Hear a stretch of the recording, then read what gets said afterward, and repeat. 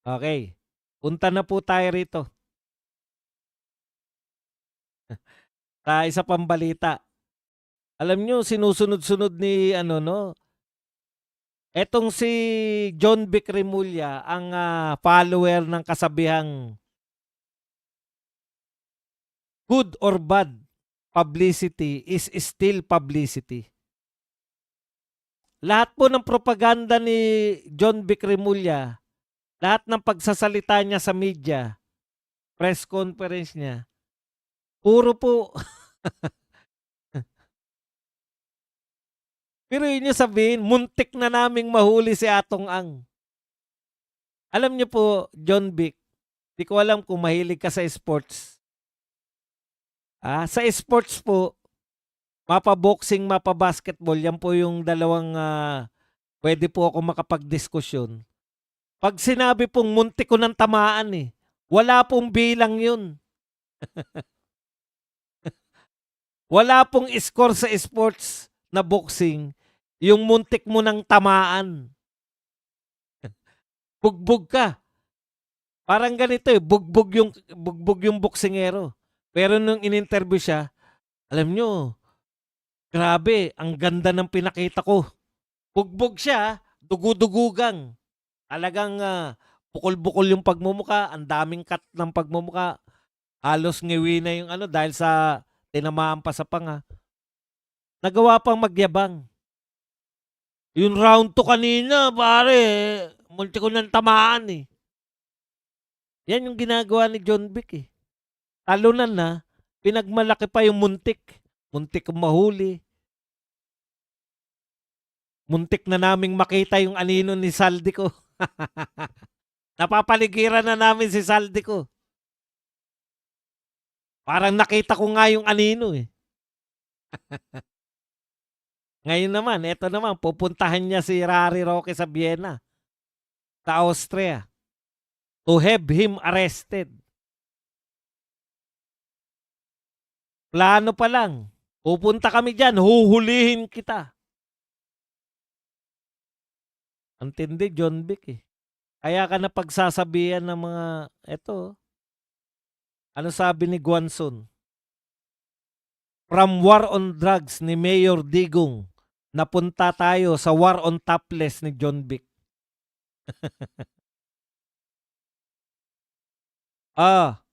Yung mga naghahalo po ng semento dyan, na naiinitan, baka gusto nyo mag-strong sleeve. Nakakahiya. Parang ang boksingero. Tsaka ganun din po, no?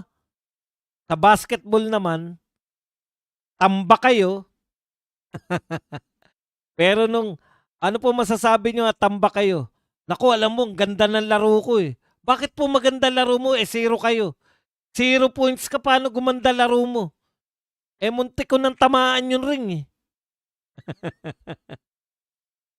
Walang bilang yung muntik. Ngayon, eto, hinahamon mo, nagyayabang ka na naman, John Vic. Wala namang problema. Si ganun talaga eh. Ano po, maganda rin po minsan yung mayabang ka kasi pangangatawanan mo eh. Naalala ko lang bigla. May kasabihan ako nung araw ko pa 'to kasabihan eh. By helping others, you are actually helping yourself. Naalala ko ng college.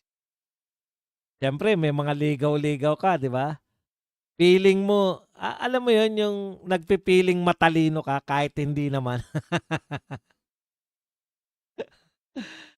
Ano ko, nagpapa-impress yung baka may mga ano kayo diyan, meron kayong ah, mga report, tutulungan ko kayo na magpaliwanag. Kasi mahirap na 'pag mga higher na yung mga isim-isim, ba, socialism, communism, mga gano'n-gano'n.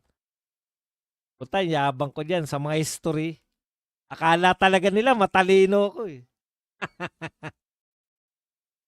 Siyempre nanliligaw ka, eh, 'di ba? Tulungan mo naman kami, ano ba report niyo? Ano 'to, tungkol sa socialism in, USSR.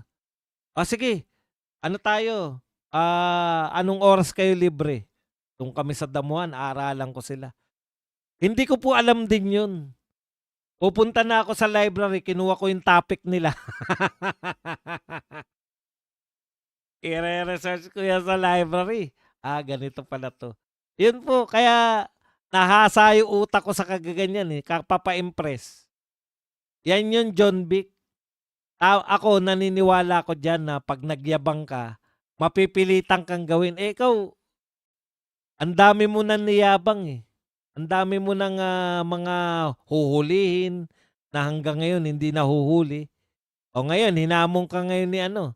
Kaya yun po ang dahilan kung bakit po ako natutong mag-research, yung mabibilis sa pagbabasa. Kasi putya ngayon lang sinabi sa'kin kinakailangan mamayang 2:00 ipapaliwanag ko na. Hindi ko po sinasabi na nagre-research ako. Ang projection ko, ano kasi ko, yung mga ano, nung estudyante ko, ako ay isang,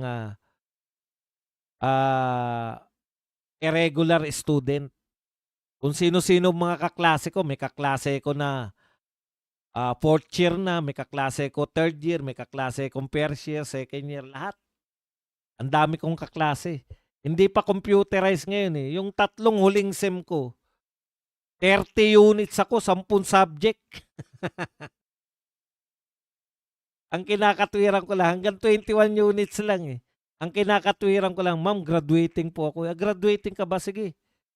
Ilan po ba pwede kong kunin? Kasi 10 na lang po kulang kong subject, eh. O pwede mo kunin yan lahat. Putya, graduating ka, eh.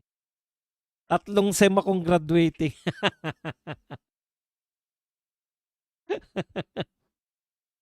Anyways, nakwento ko lang para magyabang. Hindi po ako matalino. Natuto na lang ako na mabilis na mag-isip kasi magyayabang ako mamaya. Kinakailangan maunawaan ko 'to ngayon. Pa-impress ba, pa-impress. Tanggalin mo naman. Paano mo nalaman 'yan? Kaya na ba kayo nagpaturo sa'kin?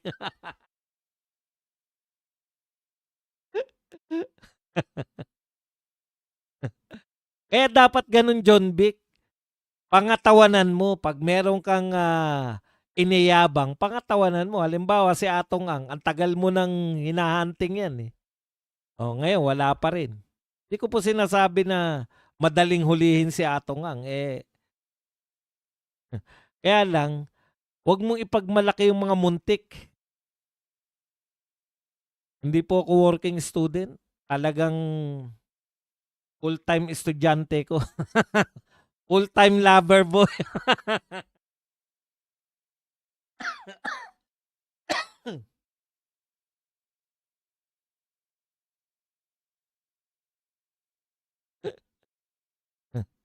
Pinangatawanan ko. Akala naman nila ang galing-galing ko.